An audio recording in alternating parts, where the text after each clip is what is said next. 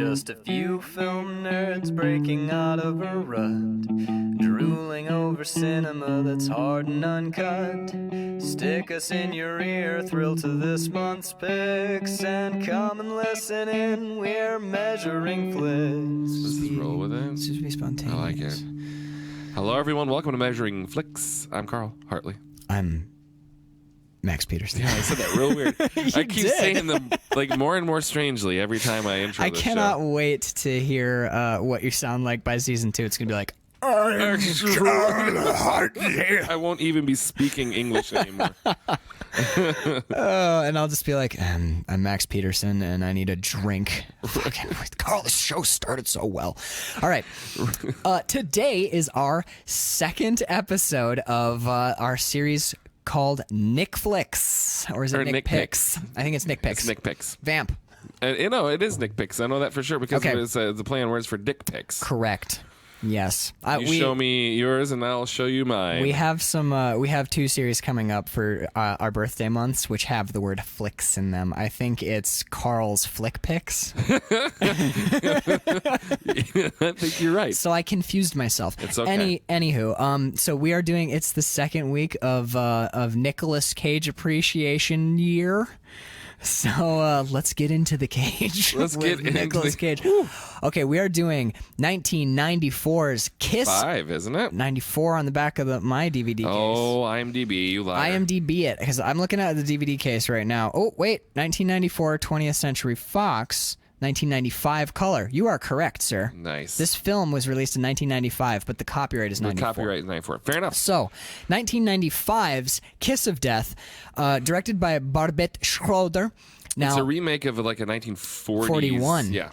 The original film is 1941. This blew my fucking mind, Karl, because I ordered the DVD because a couple of the Nick Cage movies were hard to find. This is one of them. Valley Girl is the other. And I looked at the cover of this, and I'm like, It's like not a great cover, right? oh, look, it's Mr. CSI himself. It's David Caruso. David Caruso. And then I'm like, holy shit, is that Helen Hunt? And then I'm like, that's Samuel L. Jackson. Mm-hmm. It doesn't even fucking stop there. It sure doesn't. Ving Rhames is in this movie. Nicolas Cage happens to appear briefly in this film. Right?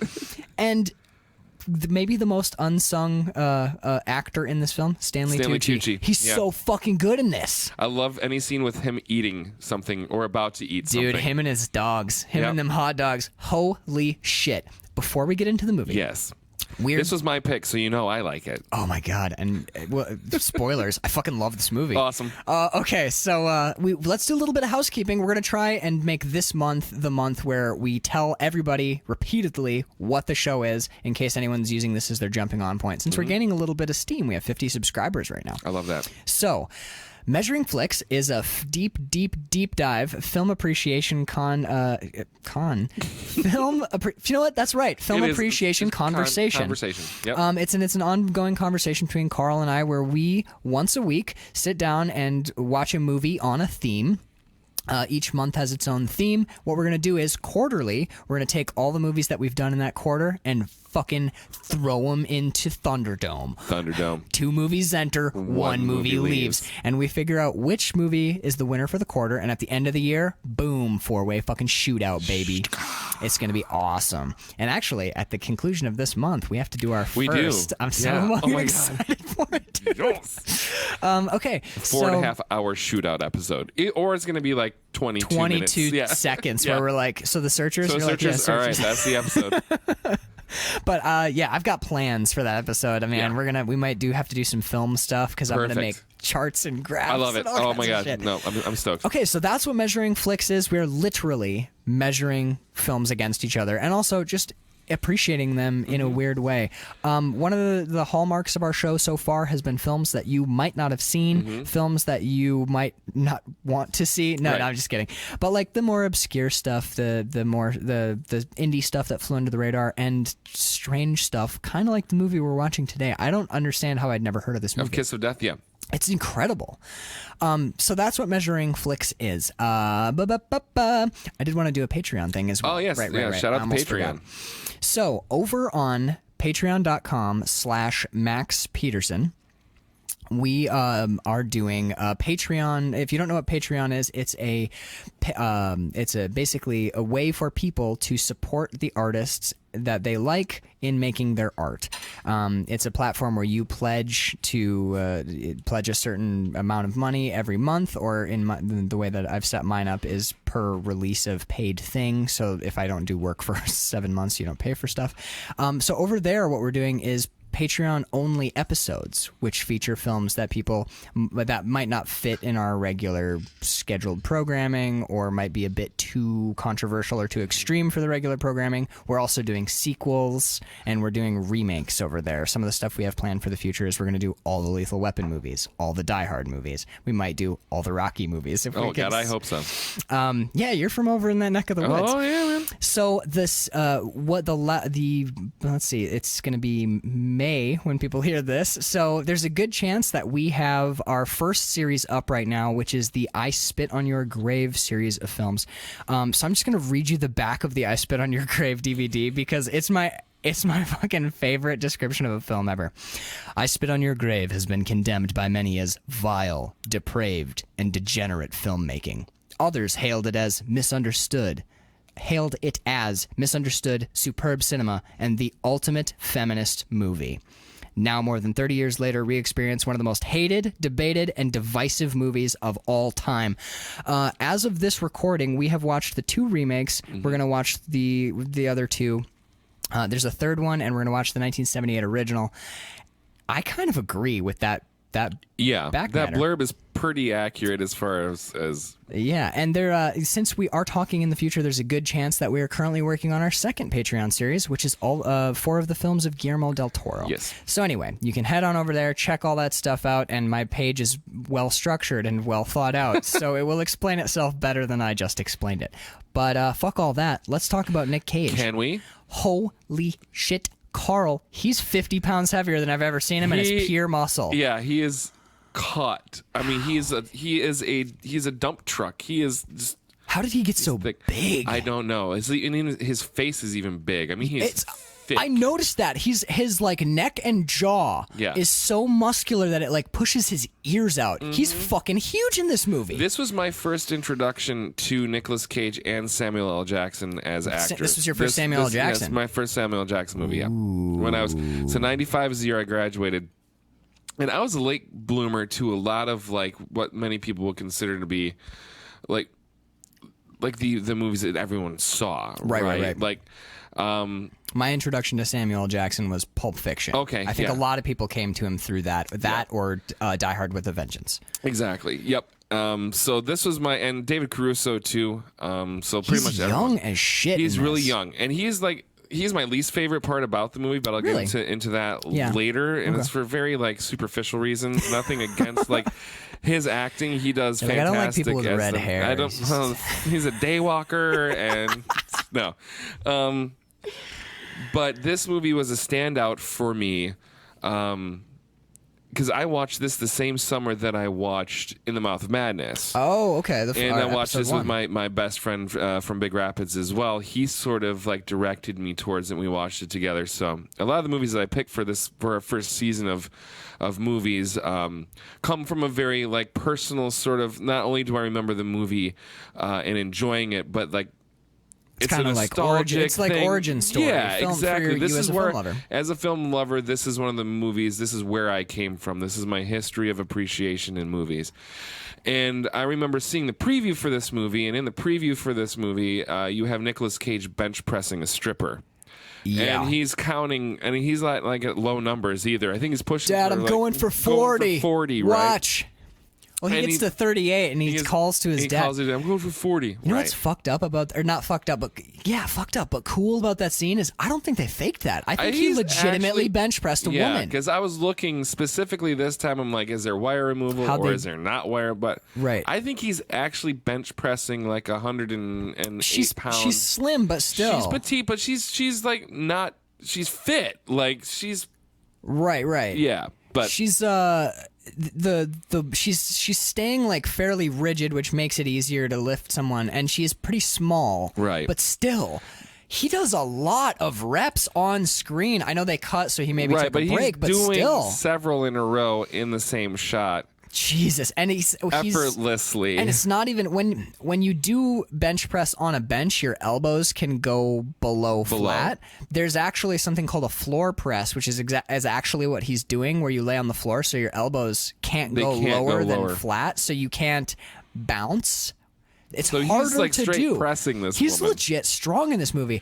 And can we talk about the best stunt in this movie, which showcases his fucking inhuman strength and also the incredible bravery and badassery of stuntmen when he grabs the drunk guy out of the truck and throws him against the other truck. He hurls him like 7 feet. He pulls him out of a semi truck, which is like a good 2 or 3 steps up off the ground into the cab. The guy's already above Nic Cage's head. Yeah.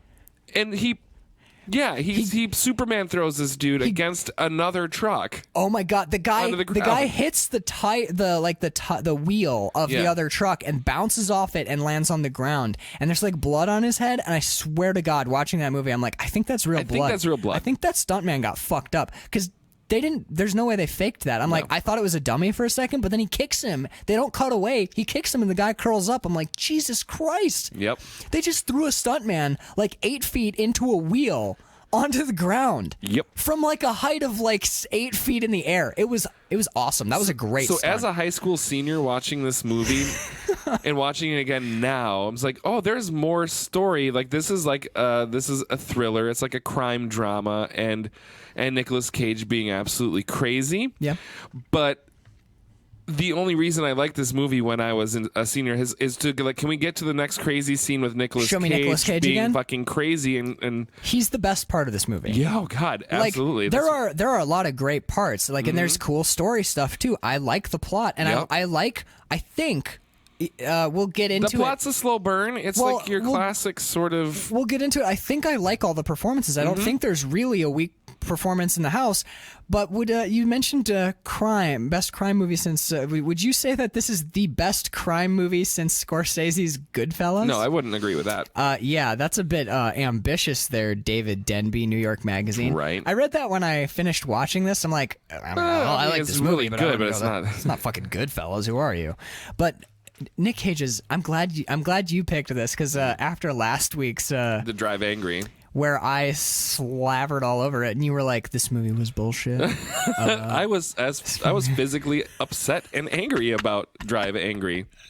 So it accomplished its goal. It did. When you left here, you drove home angry. I did drive home angry and exhausted, but yeah, this movie was just a joy to go back and watch again. It had been years and years and years since I'd seen this. And it's like, so I mentioned David Caruso, and I remember having an issue with him when the first time I watched it in '95.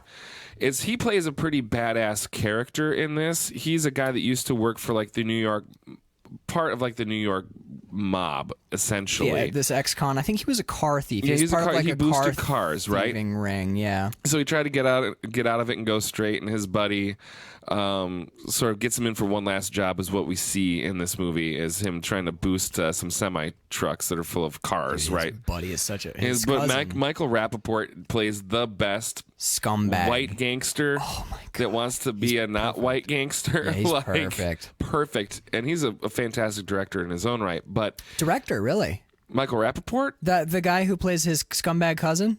Yeah, who sleeps with he's a director? Yeah. What does he direct? I think he did not Hurt Locker, but the other one that You're was shitting sort me. of Not Hurt Locker. The other one that Jarhead? was sort of no, because that was Sam Mendes.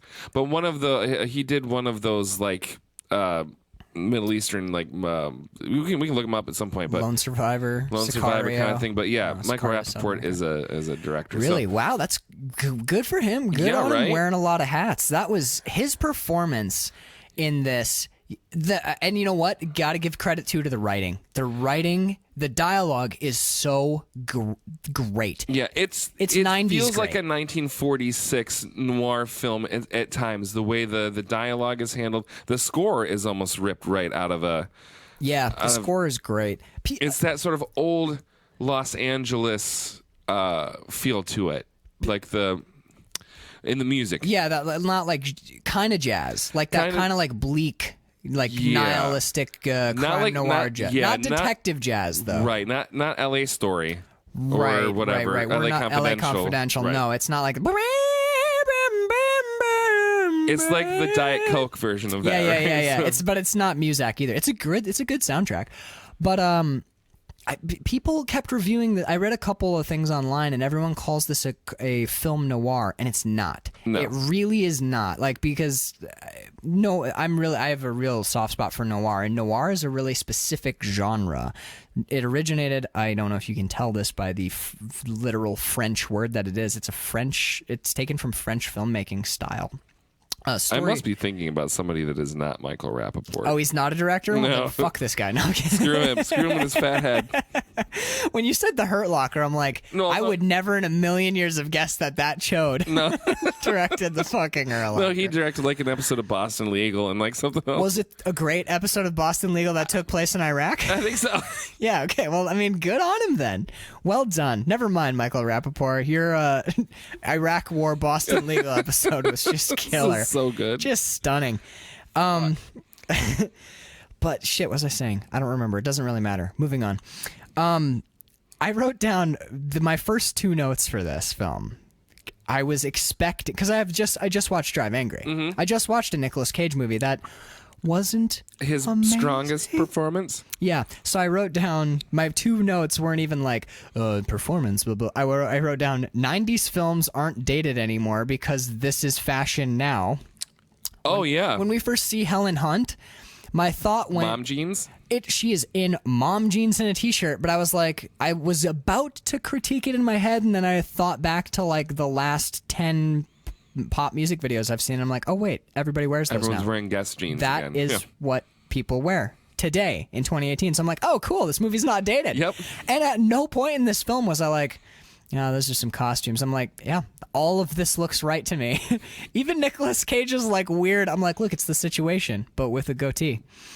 With a goatee. It's not even that far fucking off. He literally dresses like Jersey Shore people. You're like, yeah, I believe it. I believe it. And then I wrote down, Jesus Christ, his hair is red. Yeah. Oh, David Caruso. Oh my god. Oh, does yeah. he dye it? Because in CSI, he does not. His hair is not like That's a ginger's version of graying. I think is the ginger gets less gingery. It auburns up a touch.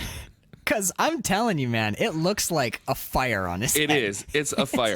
Oh, and that was the thing I was saying about, watching his performance back in '95, and he's playing this sort of like a hardened criminal. He's done time. He knows how to do time. When he is being... I bought it, too. I don't. So really? Okay. I feel like David Caruso a lot of times is trying to be the Rottweiler, but he's coming across to me as like an angry Chihuahua. Because he doesn't... For me, I'm nothing against him as an actor. I actually really enjoy like a guilty pleasure is CSI Miami. I think it's like whatever. It's just good procedural bullshit. But I expect, because of the CSI Miami thing, I expect that the intro to this show might have a touch of a little sting at the beginning of it. But no, go ahead. I'm sorry. But I never really bought him as. I just never believed him as like the hardened criminal, or that he could threaten somebody in a way that they would feel physically threatened by him. He didn't take off a pair of sunglasses even one time. Not even once. But as far as the physicality thing, I think is But he's super smart. He is. He knows how to. I mean, he essentially as an gets actor, Michael. his character in this. His character in this. He's also super smart in real life too. Oh, for sure, yeah. But he finds a way when he's in jail to get back at Michael Rappaport by making it seem like he ratted on them. That was amazing. Brilliant, right? That was so good. When I loved that little subplot where Helen Hunt, it's David Caruso's wife, right? Right. Helen Hunt plays David Caruso's wife, and what was great about it, he basically goes down he got roped into one last job, goes to jail, and then his scumbag cousin starts making moves on his wife. And you know what? You know what's weird? Nicolas Cage plays a gangster in this movie. He's ostensibly like the bad guy.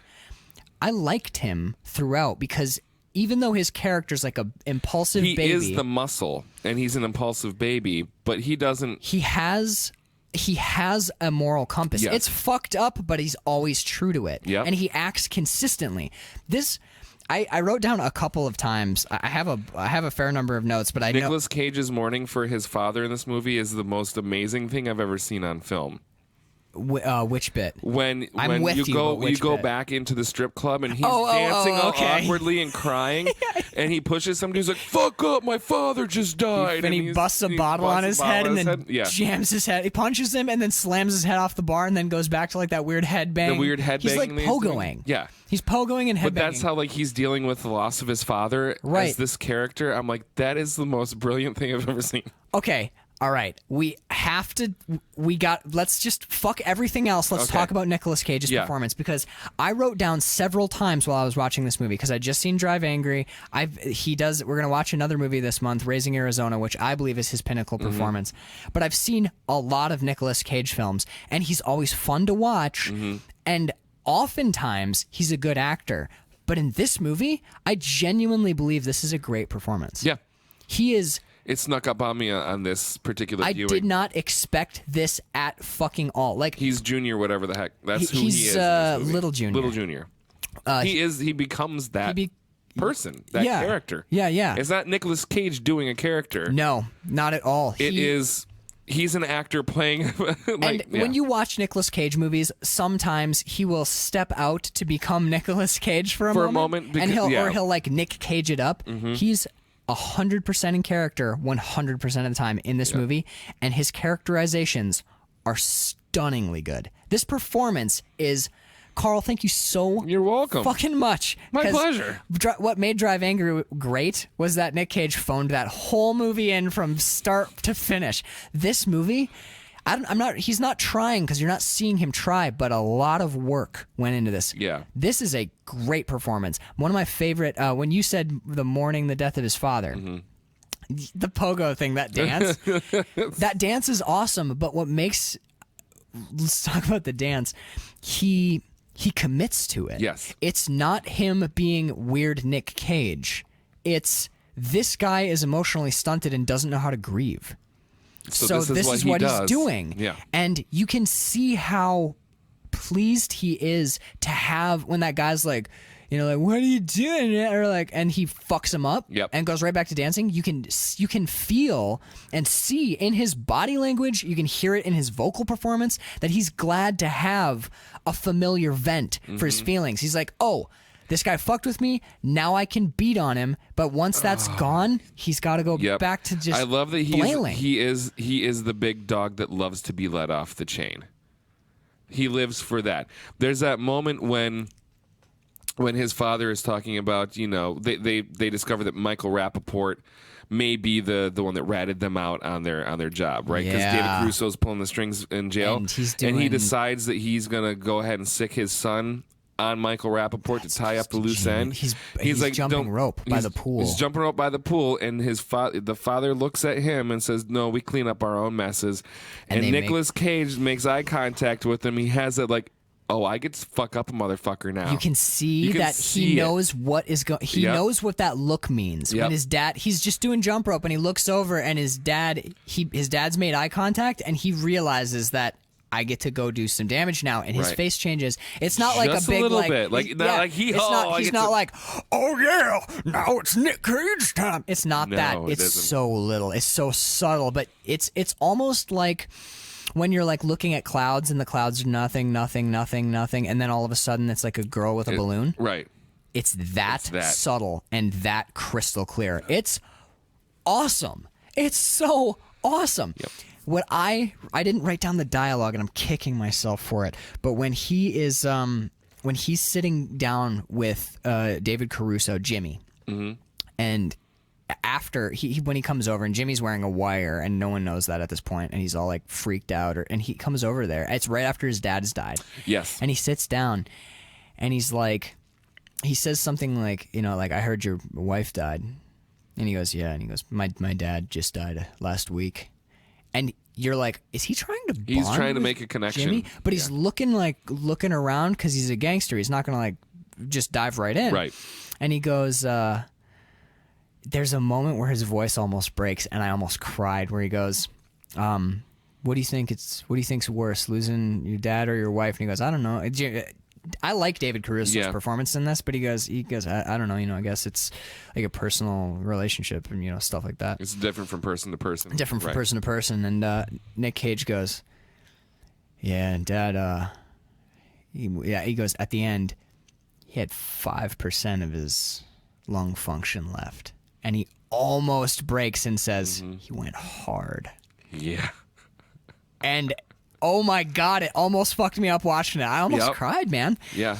It's a very honest moment and piece of performance. I'm not doing justice to it. I'm telling you guys, go and watch Kiss of Death. Anywhere you can find it is fucking worth it. But you may have to buy the DVD. You might have to, but it's not expensive. It's like $8 or $10. I think I paid like $8 on Amazon, and it's worth it. I'll watch this movie again and again and again.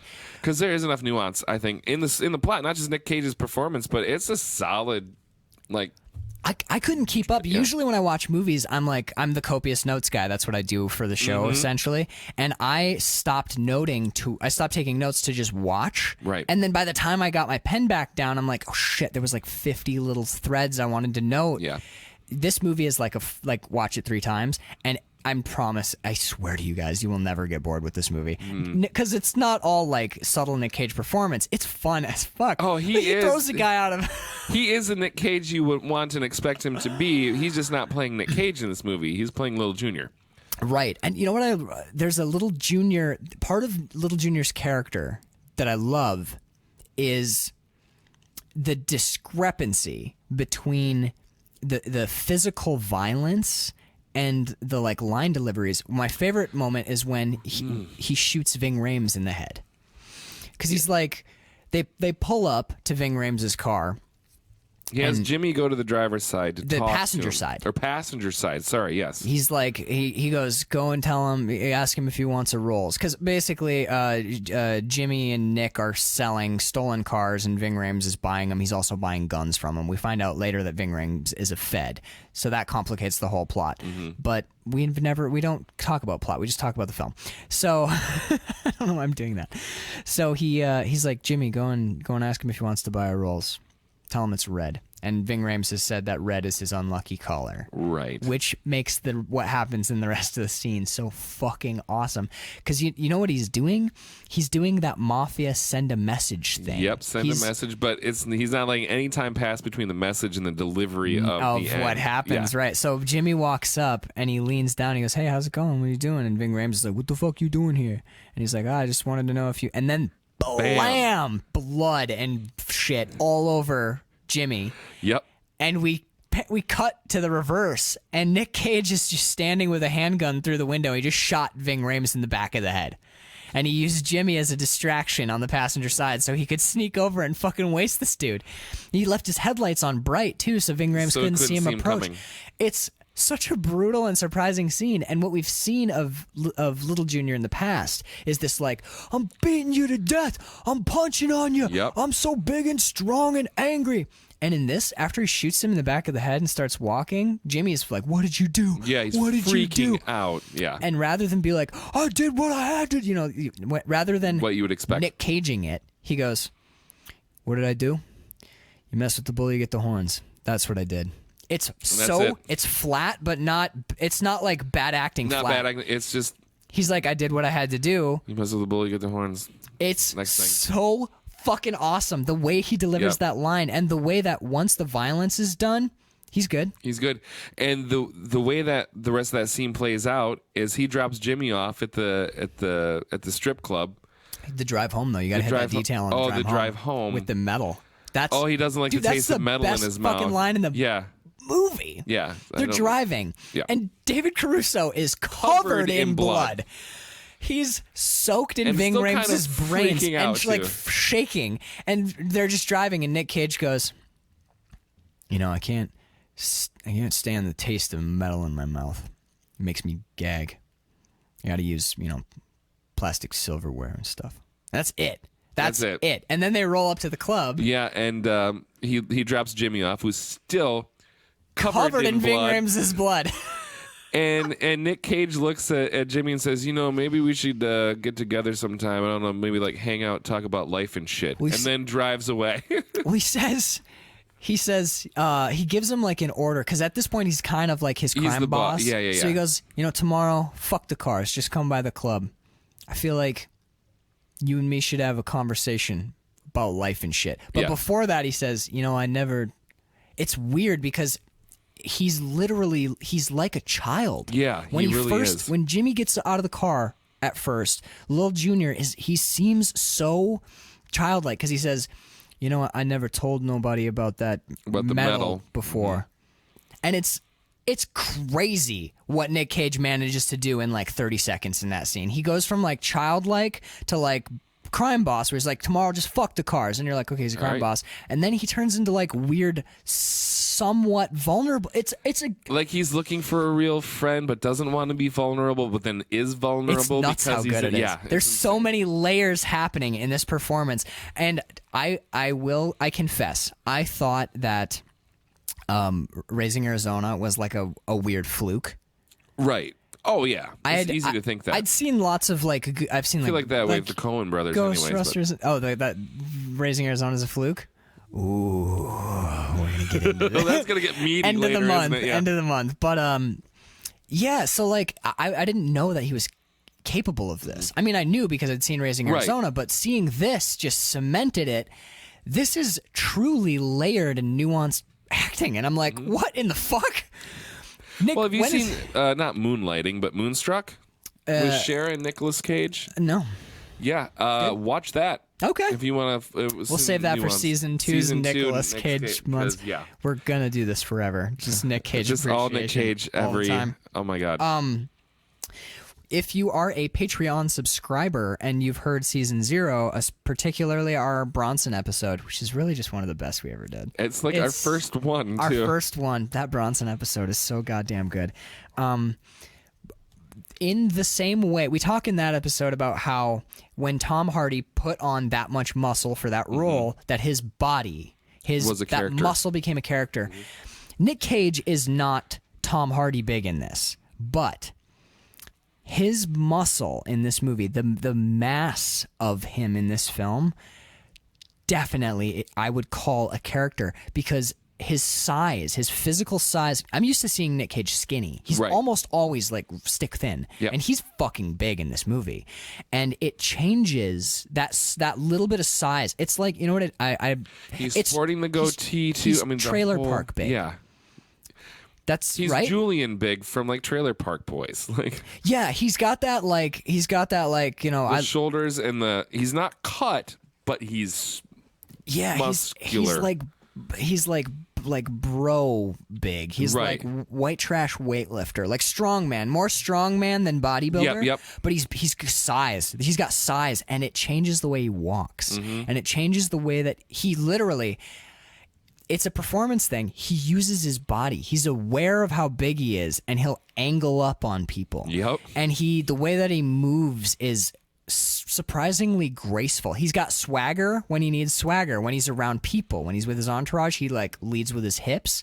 But when he's getting ready for violence, it's all shoulders, and his center of gravity lowers and his shoulders come forward. It's fucking amazing.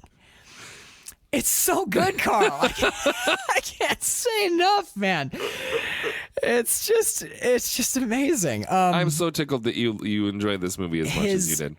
What did you? His costumes. The white track pants and white wife beaters and the like. Well, I wrote down wearing an all white outfit to a bloody beat to death like that. Shame. Shame on you, sir. And it's after Labor Day. I know, what the fuck. But he throws on. Oh my god. He throws on the Gordon's Fisherman. And he draws the blinds. He throws on his fisherman's outfit, and he plays. What the? Oh my god! Bring the noise. Bring the noise or something on his sweet CD boombox, which he gets blood all over, and that's what upsets him most. Is there's blood all over my. I just bought this thing. Beats a man to death. He's upset because his blood is on his portable CD player. I'm glad we jumped to Nicolas Cage because I couldn't have contained my appreciation of that performance. Right. It's so fucking awesome when he gets arrested in the club. Right. And they're like, we're arresting you and you're gonna face charges, and he goes, state or federal. Right. State or federal. They go both, and he goes, you got nothing. And they just lead him out. They bust his nose, and blood is pouring down his face and shirt. He's like, whatever. Holy nonchalant about it. Bronson and this movie, Bronson is post this film. Mm-hmm. I would bet money that this director, or that the director of Bronson, Nicholas Winding Refn, watched this movie. Because when they lock Nic Cage up, he's not in a standard cell. He's in a cage. Oh, shit. He's in like crisscross. Oh, shit. Cage, Yes. and he is moving like a caged animal he's in there. yeah. Maybe Tom Hardy. I don't know, but this feels there's no way that's an accident. Right. There's no fucking way. He's moving in like this animalistic way, and the second he sees his lawyer, this is awesome. The second he sees his lawyer, he doesn't get too close to the fence, but he locks onto him, and his head stays on him, and he follows him with his body and keeps his shoulders squared up to him as he passes. He literally stalks him from inside the cage, and when the cage opens, he becomes a human again. But while he's an animal, while he's pacing, and it's such an amazing facsimile of like a predator. Yeah. It's God damn it! It's so and even good. the small things about his character that aren't acting related touches like he has really severe asthma, but they don't overplay that. But during one of there's a knockdown drag out fight with him and David Caruso, it's the big boss, the big boss, fight at the end, yeah, and it ends up affecting him. But it's not like one of those things where like, oh yeah, well it's the paying off for the knowing about it. It feels natural and not like it's not a setup and payoff. It's just a thing. It's just a thing. It's just a thing that his character father died from having lung issues. Oh, like God damn it! That when he's talking about his father dying and he's like, do you know what it's like to have asthma? It's like breathing through a flattened straw. This thing, I take one hit off of this and it makes it all goes away. And he goes, if I ever get like that, he's talking about his dad. Yeah. He goes, if I ever get like that from genetics or whatever, I think it's, he goes, if I ever get like that because of genetics or whatever, silver bullet time. I'll do it myself. And he puts his finger in his mouth. Not like, like a little bit. Right. He puts his finger like all the way in his mouth and goes, and that sound sounds kind of like his inhaler. Yeah. God damn it. It's so fun. And David Caruso reacts to it. When he does the gunshot sound, David Caruso like flinches a little, and I think it's legit because the gun motion and the sound he makes is so unusual that it startled me too. Yeah, I'm like, ooh. It's fucking weird and it's awesome. Yeah. It's so good. But that last fight, when he's beating up David Caruso, I kept waiting because he starts having an asthma attack while he's fighting. I kept waiting for like he can't breathe and David Caruso is going to get the drop on him. No, it doesn't happen. He's a fucking monster. He's having an asthma attack and you can see him struggling to breathe. Hear it. But he's still laying down the fucking hammer of God on Jimmy. And it doesn't deter him because it wouldn't deter him. No. That's totally in character. That's great writing. It's great directing. And that performance is awesome. He's going to continue fighting until his body, until he passes the fuck out. Because he's an animal. Yeah. When he's violent like that, when he's in that headspace. Because we've seen him be when he's mourning for his father and when he's talking to Jimmy when he's bonding with Jimmy about the taste of metal in his mouth and stuff. We've seen him as a human, but when he's in that animal mode, that's just what he is. He's a predator and nothing's going to stop him. If he dies from not being able to breathe, well, that's just too fucking bad because he's fighting right now. Right.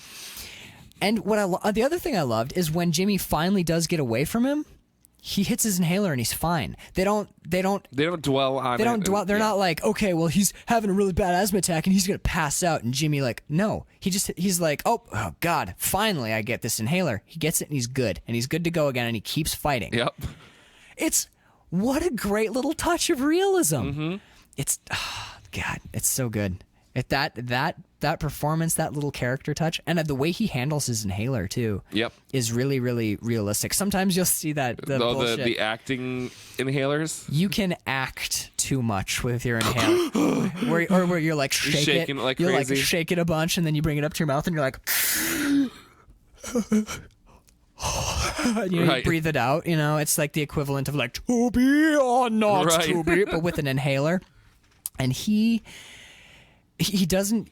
He uses it like he's not thinking about it. Yep. He's just like, all right, I'm having a little trouble breathing. And he pulls it out. He'll keep looking at people. He's looking around while he's doing it. He doesn't shake the fuck out of it. No, he pulls it out of his pocket. He pulls it out. There's a bit in the beginning when he grabs Jimmy's shit cousin by the neck, and Jimmy grabs his hand like, whoa, let go of my cousin. And Nicolas Cage, without even looking at him, says, remove the fucking hand. Yeah. And Jimmy takes his hand off. And then Nicolas Cage lets go of him and he laughs. And he's like looking around at people and he looks over at Jim and he's got his inhaler out, which you'd think there's a couple ways you could play it. He could be ashamed of it like it's a weakness, but he doesn't. It's just something he needs. Right. He pulls it out and he's looking at Jim and he says something, takes a hit and off his inhaler and then like exhales the inhaler hit while delivering a line. It's totally natural. He's not like audience. This is something he's had to do his entire life. Yeah, it's natural as anything else. And right? it's it would be so easy to turn that into a bit of business. Into a moment or to a bit of business. Right. Like actors are always looking for that bit of business. Oh that bit my of business. God. Because I don't know what it is, but actors, myself and yourself, I'm sure included, yeah. It's so hard to just sit still and say lines. Well, you saw Midsummer Night's Dream, right? So I had to carry a scroll. I was so happy for that scroll that I got to keep it for a whole scene because it was something that I could play with. I didn't have to worry about what my hands were doing because I had a thing that I could play with. That's a big thing too. And it can be a crutch, and the inhaler could have been often a crutch, right? But when the audience is looking at you and you're just standing listening to dialogue, you are not interesting. Right. And people aren't always interesting, so that's a hallmark of a good performance is being able to just stand and listen. But if you got a scroll in your hands, you can twist it. Yep, or you can fiddle with the band. You can fiddle with it, yeah. You're doing something. Yeah. You feel like it helps keep you in the moment too, because if you're just standing, you're you start connected to something. You start to think about shit, and you're like, I wonder if the audience is digging this, and you get out of the moment. But if you're fucking with the scroll, or if you're shaking your inhaler, right. or if you're like there could have been shit where he's sitting and popping the cap on and off, you know, like just something to do, but he doesn't. A little bit of business, but doesn't he didn't ever do it. It's a truly masterful performance, and it reminds you why Nicolas Cage has gotten so much work lately. It's because he says yes to everything because he has to, and that's an unfortunate bit of business too. But whatever, I don't know the man's business. Right? I just find it sad because I am a huge fan of Nicolas Cage. Always have been, always will be. And I think that's another reason why I got so mad about Drive Angry, because it is like Sharknado minus sharks and NATOs, and it's bad. He deserves better than that. Well, Michael Fassbender's about to be in Kung Fury. The full-length movie. I kind of am looking forward to that, actually. But it's just they got a lot of people in that movie. I feel like actors like Nic Cage, like sort of what happened with Robert Downey Jr., right? Like he had a great, fantastic career as a young actor, and then he got himself into some fucking trouble. Chaplin, Less Than Zero. Yeah, right. And then he got into drugs after Natural Born Killers, right? So.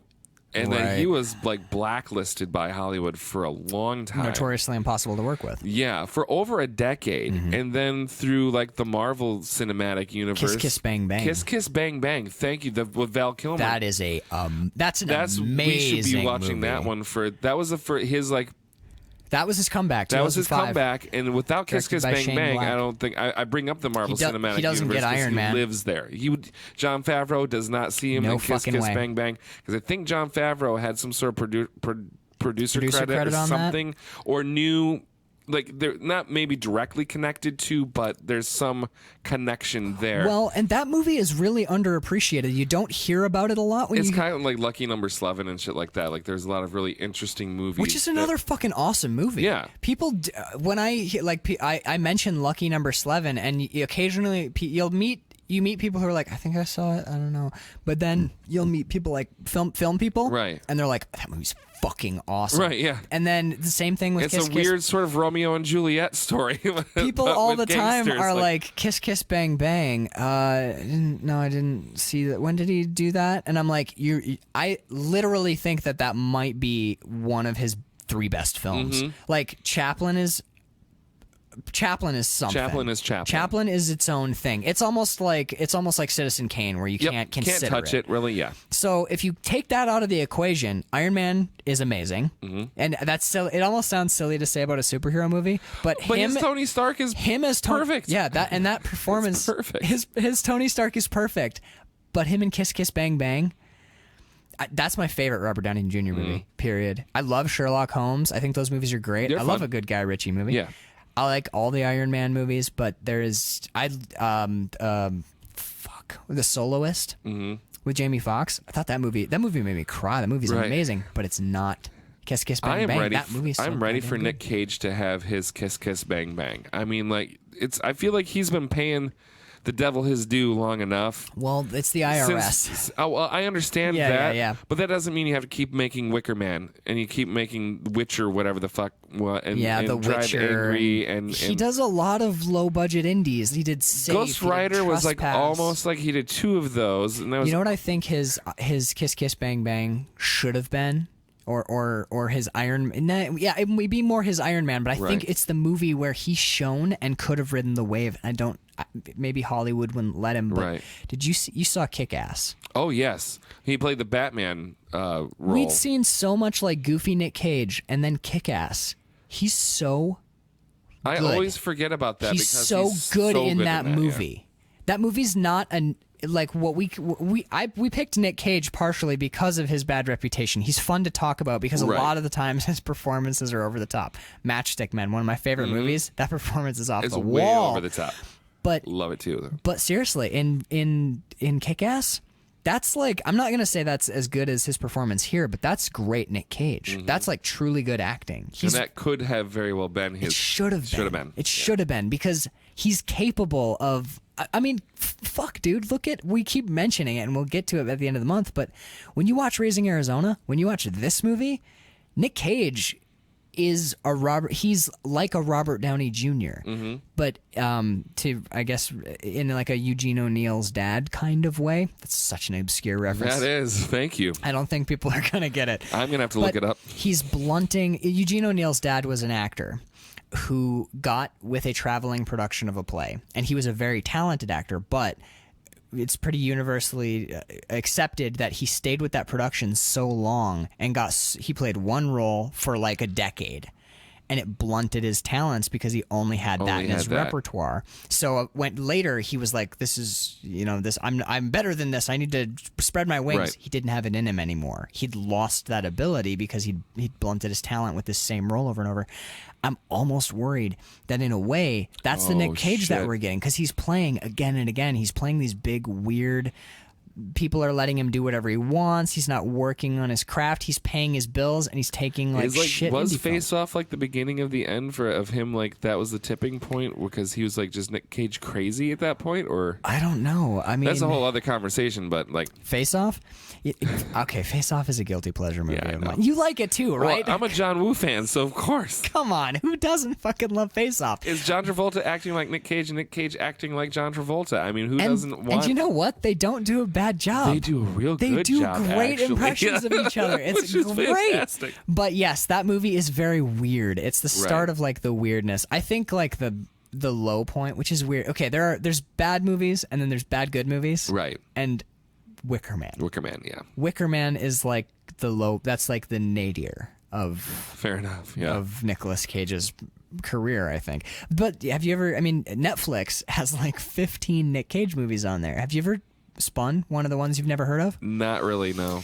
I was just lazing around home one day and I was like, I'm gonna check this one out. There's a movie on there called Trespass, and what I like about Trespass is a lot of the performances are shit, but Nic Cage is good in it. Interesting. The movie sucks because they don't have any money. Right. The director's kind of doesn't know what he's doing. The DP is just like, looks like student film, and all the actors are shitty, but Nic Cage is good in it. And I'm like, he's trying. Right.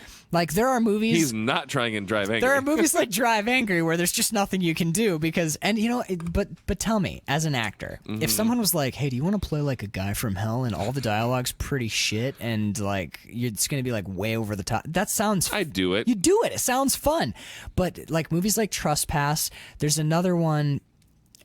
fuck, I can't remember the name of it, but there's another one where like his family gets kidnapped and he has to go and it's like kind of like like Taken almost. Yeah, it's like a or, it's like a Taken knockoff or whatever. But again, it's weird. Like he's good in it, but the rest the of it's movie's shit. not great, and the plot's shitty, and the dialogue they give him is bad. But what he manages to get out of it is kind of surprising. It's not like this where you're like, "Whoa, Nicolas Cage!" Blah, Right. blah, blah. But like watching that movie, you're like, that was you sucking his dick. That I love was me yeah. sucking Nic Cage's dick, yeah. But like watching those Netflix ones, there are some shit movies on there. But every once in a while, you'll hit one of those Nic Cage movies, and you're like, "This movie's dog shit." But wait a minute, but Nic Cage is and he's good. pulling it off, man. He's true. He deserves to be an A-list Hollywood actor. Yeah, I would love to have him back. I'm sure he would love to have him back. Yeah, I agree. Well, when you buy Action Comics for like $1 million or whatever the fuck, I don't know. I don't know. Whatever. It's a bit of a bummer. It is. Can we talk about Samuel L. Jackson for a second? Yeah, I was gonna say I want to talk about Sam Jackson. We haven't bit. talked about this movie in like 20 minutes. No, it's fine because this is Nic Cage month, so this is the movie Kiss of Death is our vehicle to have an excuse to talk about Nic Cage for as long as we deem necessary. I love when we drink scotch and podcast. Oh my god, it's fantastic, isn't it? Sam Jackson in this Samuel movie. L. Jackson in this movie he has one of the bigger arcs. He does. Him and David Caruso's relationship is that completely changes by through the course of the film. Mm-hmm. Because even though David Caruso doesn't fire the gun that damages Samuel L. Jackson's character's face, he gets shot in the face, and he constantly cries out of the one eyeball. Caruso's line, "I took the same bullet you did." I took the same. Yeah, he got shot Literally through the took hand, the same bullet, and that bullet went through David Caruso's, through Jimmy's hand, and into Samuel L. Jackson's face. Right. It's the drunk guy who Nic Cage threw out of the fucking truck. David Caruso drags him back in, right? And he wakes up and sees cops, freaks out, and shoots. So, but like Sam Jackson's character blames David Caruso for that injury. Right. Requests to be put on his case as like a revenge thing, essentially. So, but by the end of the film, they're not necessarily buddies, but there's an earned respect between the two of them. I love that you said that, because that was my big note, was that when Sam Jackson's character, the bond that they share does not come from like. No, it does not. But I think a lot of it is born. There's two things I think it's born from. The scene when Jimmy finally gets his day pass to go see his daughter. Right. And it's Sam Jackson and the shitty cop who's always abusing prisoners, which is kind of weird to watch in 2018, where you're like, isn't it? We see this on the news a lot. People like this isn't that a guy. charming little thing you anymore. Probably have shot a few unarmed people in the back. But but that guy, they drive out to a pier, and Jimmy gets out of the car. They take his cuffs off him. Sam Jackson's pulling his jacket off and he's glaring at him. And you're like, okay, well, this is the the beat down scene, right? And I love this scene because Samuel L. Jackson, he says he can't stop crying. And he's got 1/3 hearing in the ear on the side that he got shot on, and when he gets in direct sunlight, he's got a migraine. Basically, this bullet has really messed him up. It's messed him up. It's impacted his life. It affects his days out with his kids at the beach. So this is the scene where he's gonna beat the shit out of the guy that he deems responsible. And Jimmy stands there and he gets punched in the face, and he shakes it off, and then he takes like 3 or 4 hard hits to the stomach, which are weird punches. Right, Those are the yeah. weirdest flailing punches I've ever seen. Flailing haymakers from the undercut. But he goes to the ground, and he gets up, and he puts his hands behind his back, and Sam Jackson raises his fist, and I specifically noted David Caruso's flinch acting is awesome. Because he doesn't, it's not like a stupid flinch. No, it's like a cringe. Yep. It's like there's a little bit of a twitch, and his eye closes like he's bracing for impact, and it's amazing. I love small acting. Oh, I know you do. Yep. That little stuff is just that's what just lights me up. And seeing that oh god, that cringe is so good. He's not even like turning his head away. He's gonna take it. He's ready to take it. He's legitimately bracing for a punch. Like, and it's David Caruso, the human being, is like, I'm gonna get hit. It's so realistic. And Samuel L. Jackson doesn't hit him. And David Caruso realizes that Sam Jackson's not going to hit him, and rather than say something snarky like, he goes, "Can I go see my kid now?" Right. That's the first moment, because you expect a big beatdown where Sam Jackson's going to be yelling explanations and exposition like, there is none. "My ears ring all the time, motherfucker. Right. I can't go to the beach with my kids." But that doesn't happen. He hits him twice, and the whole thing fizzles out because David Caruso doesn't fight back. He's like, "Look, man, can I go see my kid now? Look, can I go see my kid now? Like, I know you're mad, but come on, man, please." Right. That is the first moment. That's the seed where Sam Jackson's like, "Well, why am I harboring this?" Before that, when he's like wearing the wire and shit, he calls him scum. He says a couple of assholes meeting, you and your scum friends, you and your shitty friends. After that scene, he stops talking to him that way. He later gives him shit in the car when he gives him the explanation. But David Caruso, in that moment, because there is a little bit of not camaraderie, but you know what I'm saying. Yep, there's like an understanding. There's an unspoken sort of something is happening. Right. Yeah. There's a tendril between the two men in some way, and he goes, like, if you take that wire off again, I'll beat you to death. And David Caruso goes, "How about next time you lay a hand on me, that beating won't be so one-sided." Right. It's the first time he stood up to him, because now he's not about going to see his kid and about his family, because his family's protected. He's like, now I'm a man. Now we're dealing as men.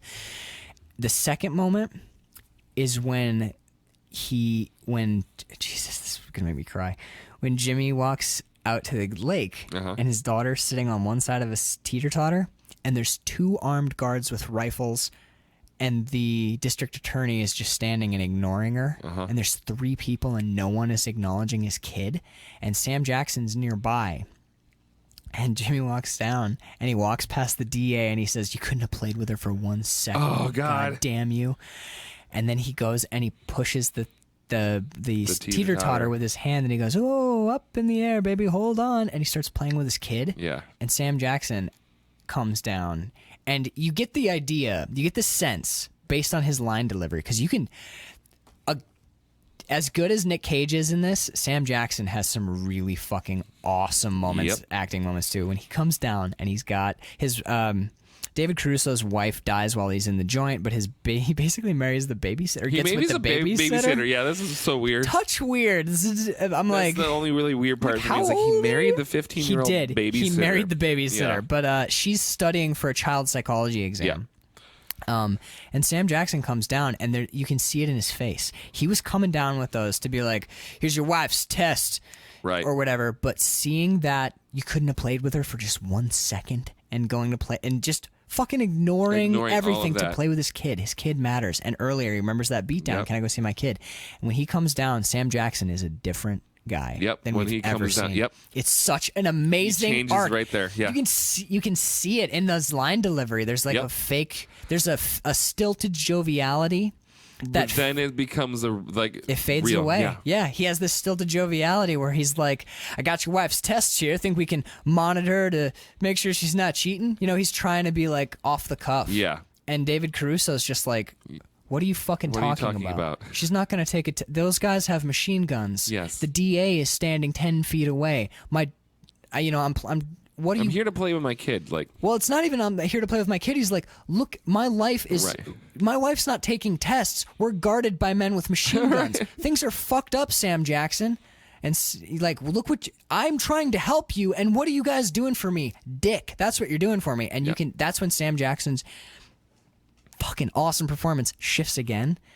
And rather than being like, "Well, here's those tests anyway, I'm going to wipe my eyeball some more and walk away," he goes, "I'm going to wipe my eyeball." He goes, I'm going into the city, and maybe when I come back, I could bring my little girl. She's about her age, and they could play together. Yep. And oh my God, David Caruso's face when he goes, "That would be real good." Yep. Jesus. Great performances across the board. This movie is really good. Yeah. It's another one of those things where because it's a movie that I haven't seen in so long, I was expecting to like it because I have very fond memories of watching it. But it's like I enjoyed it more on this viewing than I remembered enjoying it, just because of one, I'm older now and I get some of this stuff a little bit more. And I don't know. And watching it for a podcast, and I said this before, it's like part of the joy of us doing this show is watching movies for the express With a purpose critical eye. of digging into them. And yeah, man, I'm going to be watching. I watched this movie twice preparing for this podcast. Right. I didn't intend to do so. I watched it once like 3 weeks ago, and then we ended up doing, I think, one of our Patreon episodes, and then we switched to Drive Angry. But I wanted to make sure that I was fresh on it, so I watched it again. I'm really glad that I watched it twice, because you do pick up on those.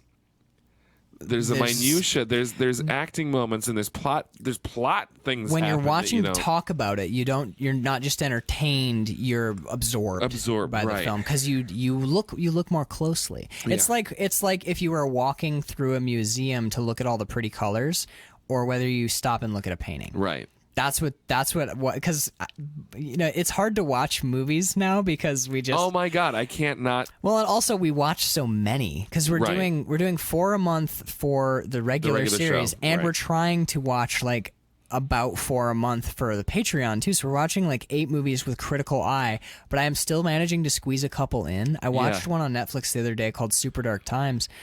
And I was like, I'm just going to watch this to veg out. But you can't. You can't anymore. Once your brain is wired. I'm wired to like watch movies critically now. And I did it with like watching cartoons and like episodes of Pokemon. Now I'm like, you can't just. So that Charmander. You did. I felt that there was more when he said Charmander. There was something lacking, a bit of a flat performance. I wanted another take. The writing was pretty weak. I noticed it was an episode of TV. Bird and I were watching Star Trek the other day.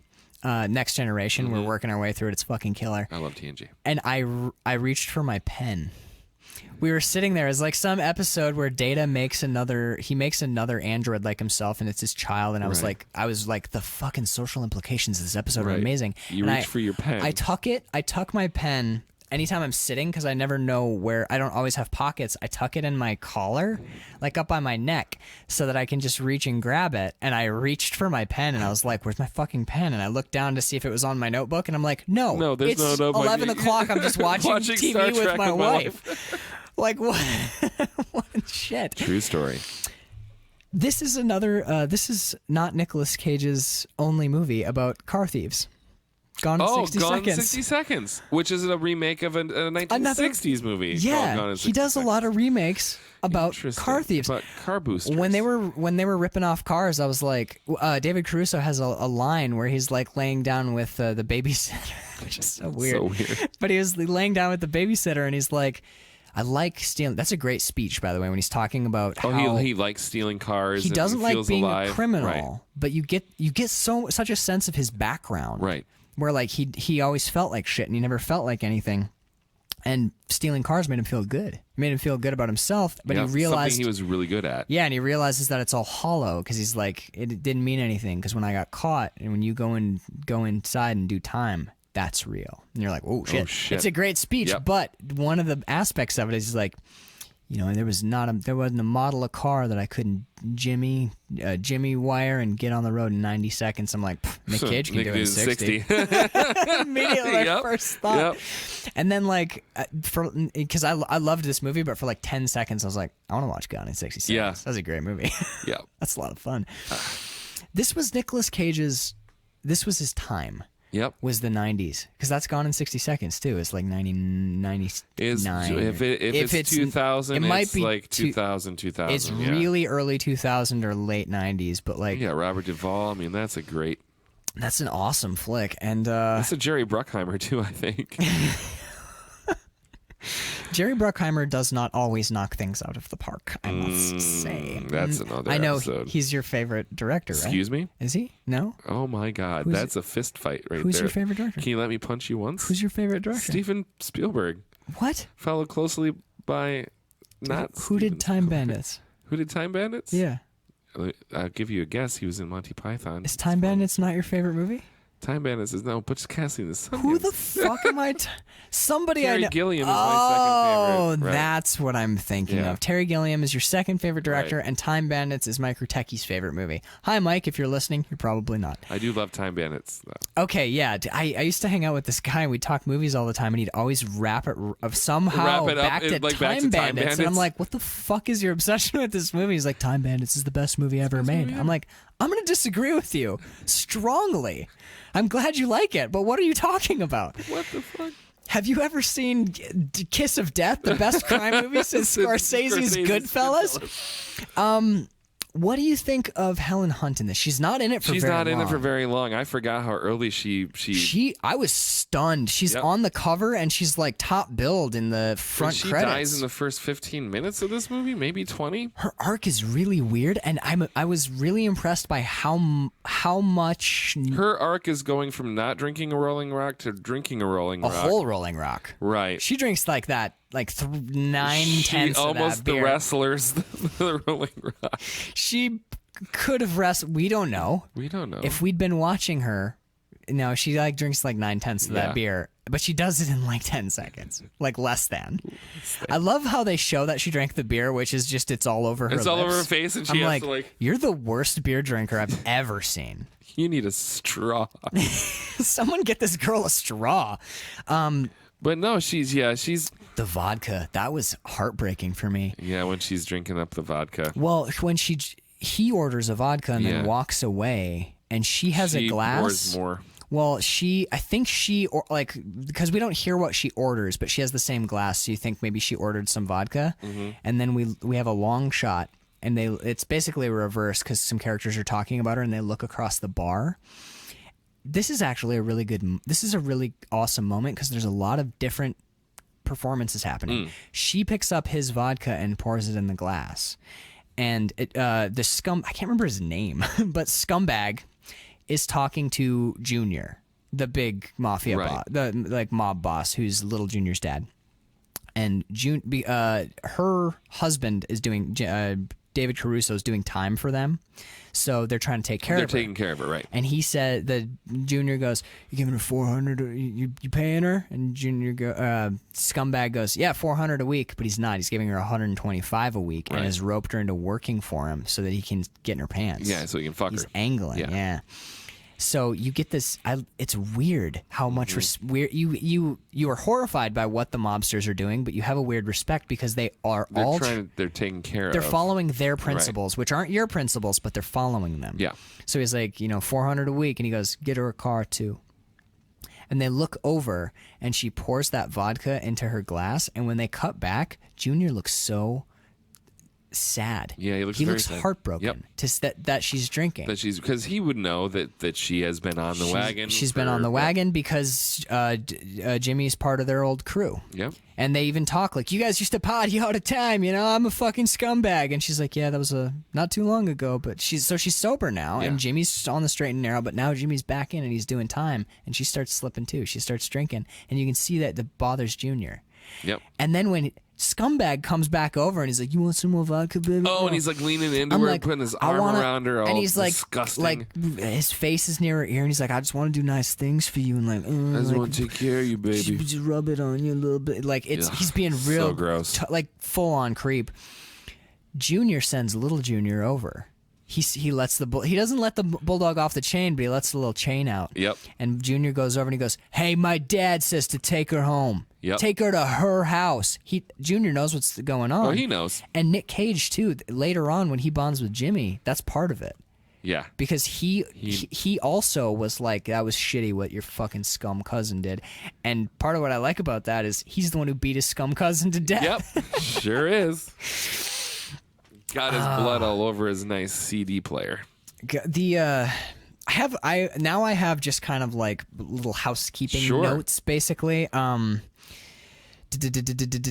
BAD on the little girl's forehead was one of the spookiest things that I've seen in a movie in a long time. Oh, when they sort of temporarily kidnapped David Caruso's daughter and to make them know that they're being watched, and they put "bad" on her forehead. That was my God. Crazy. When those girls roll up and they're like, "We're looking for this hotel," and the FBI guy's like, "Hey, I just know a hotel." Take their eye off the kid, and then the kid They gets turn swiped. back. The fact that swing with no one on it, with no little girl on it anymore, he was looking away for like 30 seconds. and they are surrounded. There's a house on one side, there's a road, there's the FBI guy, and then there's she's just gone from in the middle of all this. It's such a daring snatch that you're just like, Jesus. And then when David Caruso they go running in the woods, and they're like, he's screaming her name. He does some weird acting there, like some weird, my bones are all weird. He's walking all funny, and I'm just like, I don't know about this David Caruso. Bones are all funny. He's like they're rubber bones. He's like, where's my girl? I don't know. I'm trying to scream her name. My hair's so red. But he finds her teddy bear. And then he sees a log and hears something and looks over the log, and she's there she's sitting. She's like kind of kneeling and leaning against it.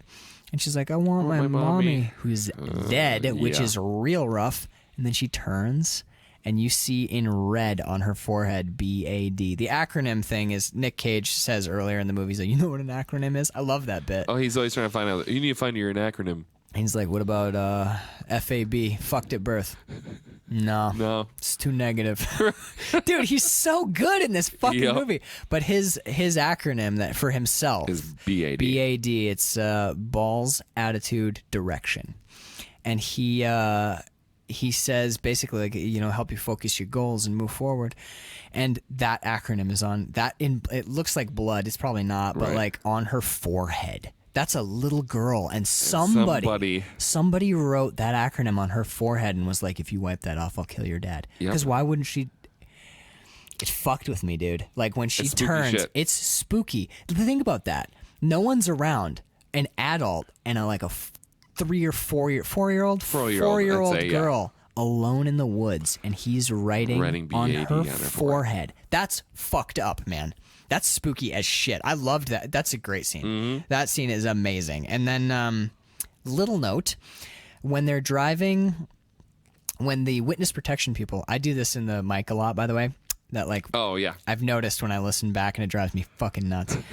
But when they're driving with the witness protection people, and that guy, he's like, where are you taking us now? And the guy turns back and goes, we can't stay in one place too long. It's not smart. The black guy who's driving with Samuel L. Jackson. I know. Well, now you're going to notice it. I think that guy is the bartender from Pulp Fiction. I'm 99% sure it looks exactly like him, and he sounds like him too. Sells him a pack of red apples? Yes.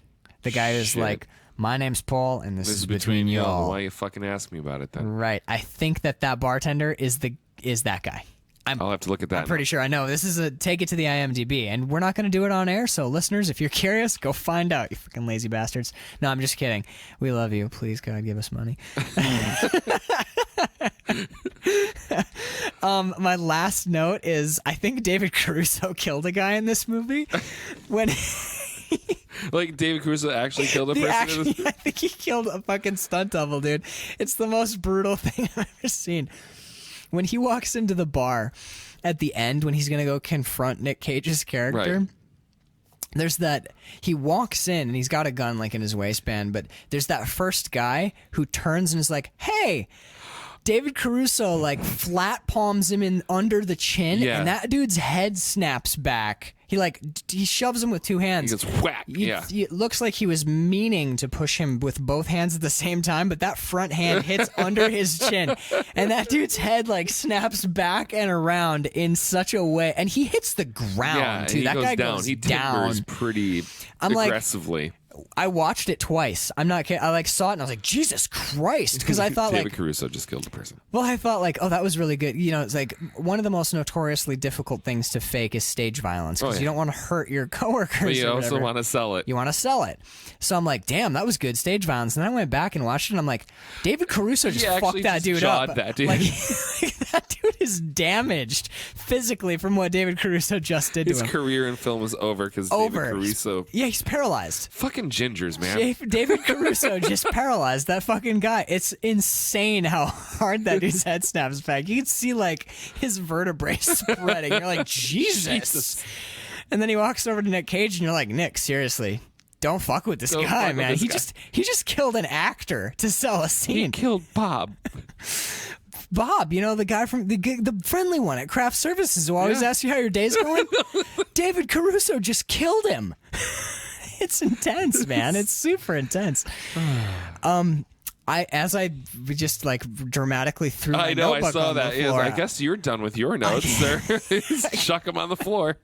I mean, I'm sure I've got other shit written, but I'm like, I'm done. And with I you. am done with you. I don't think I have anything else. I don't have We any- didn't talk at all about Tucci. Stanley Tucci? Stanley, the Tooch? man, Well, the you Tooch know, Toocherton. he plays the DA, and he eats a mean hot dog, man. He really does. There's a. Stanley Tucci is just fantastic in everything that he is in, and even some like this What's is the not most recent thing that you've seen him in? wow. I don't. Well, Is it- A Midsummer Night's Dream, but that wasn't recent. I just recently rewatched it. 'cause I he plays recognize him Puck, from but- something. Does he play? Is he in? He's not the guy from Sherlock Holmes, is he? He's not the. No, bad that guy? is someone else. I always think of The Terminal because that's one of my They favorite look really performances similar, of his. though. No, they do. He's not the mayor from Gotham either. No, he is I mean, not. not Gotham. The mayor from the Batman movies, the Chris Nolan Batman movies. No. Look this up, and I will vamp because All right, Stanley vamp, 'cause I'm gonna Tucci. look up He Stanley looks Tucci. so familiar, and in this movie, he plays DA. Like He plays the. there's two kinds of DAs. There's like nice guy DA, and then there's scum guy DA. Right. And He's a mix of both. in Almost. a way, but he does scummy DA so well because the scene I come back to is when David Caruso the DA is in the chaplain's office. You got something? When he's in the chaplain's office and he walks in and there's Stanley Tucci and Sam Jackson and the shitty cop who's always abusing prisoners. He Got played Merlin in Transformers: The Last Night. nothing. Got nothing. Nope. Don't care. Haven't seen Hold on, wait for it. The Hunger Games. Oh, he's Caesar Flickerman in The Hunger Games. Didn't see the Hunger Games. Okay. Too modern for me. Not into that. Let me see. Oh, the Hunger Games Mockingjay Part 1. That's more Hunger Games. Didn't see it. Okay. Nope. Transformers Didn't see Age it. of Extinction. Didn't see any Transformers movies because they're garbage. Muppets Most Wanted. Now that I also didn't see. Keep he going. plays Ivan the Guard. In that movie, Yes. which I didn't see. Moving on. and Percy Jackson's Sea of Monsters. Mr. D Did not is who see he it. plays. Why do I recognize The him if I Hunger haven't seen him in Games anything Catching else? Fire? Go farther back. Okay. Go hold back. on. Go to hold like on. 2010. I know that you're Captain America, the First Avenger. He plays That. Dr. Abraham Erskine. Okay, I think he's there. a doctor from that. But Yes, that's where I know him from. I just know to end him this painful I know him segment. lovingly from one of my favorite performances of his is in Steven Spielberg's movie The Terminal? The Terminal. Okay.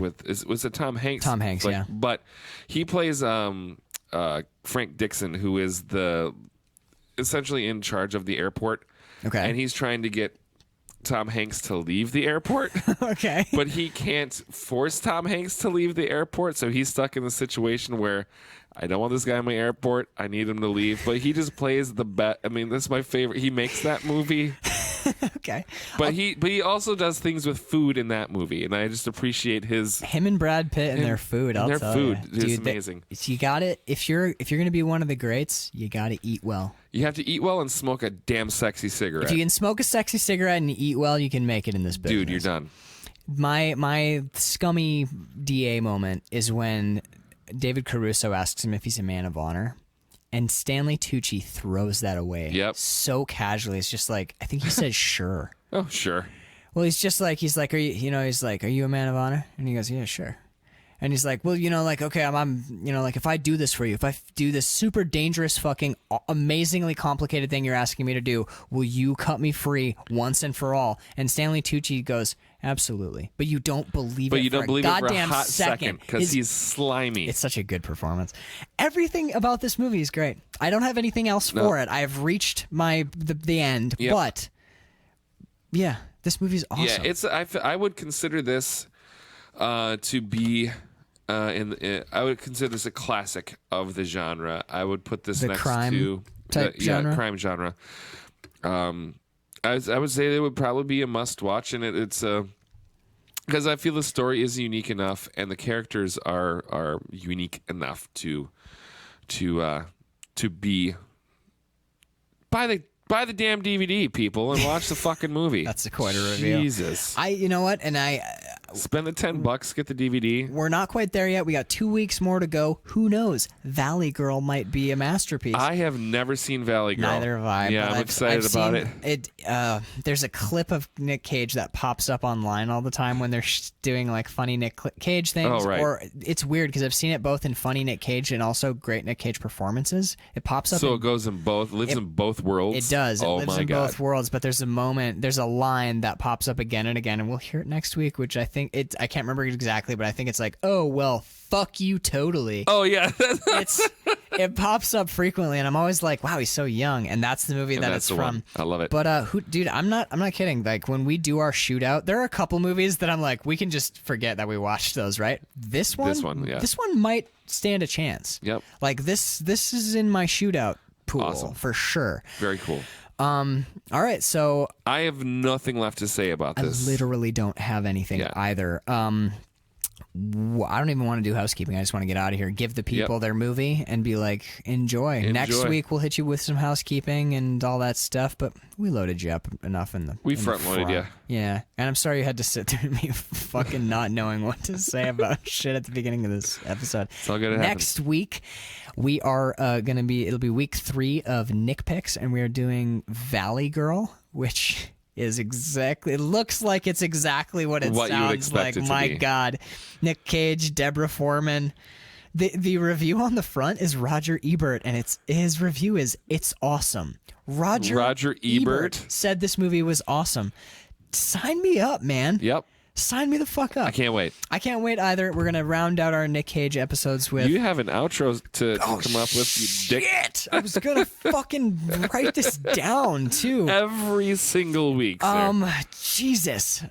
I was good at this at one time. You were? I was snappy. It was the Westerns. I didn't mean to put a question mark. You were? You were? Well, during Westerns month, man. We were riding into the sunset. I was putting on our boots and spurs. I'm vamping for time. Yeah, I know you can were. Tell. Okay, well, this movie, Kiss of Death, Nic Cage. My last week's sign off was so shitty too. It was terrible. I did the ABCs, but it was. Oh, don't do that again. No, it was bad. It was just bad, and I hated it. Everything about it, and I wanted to die. And you know what? If I ever do a sign off that bad again, silver bullet time.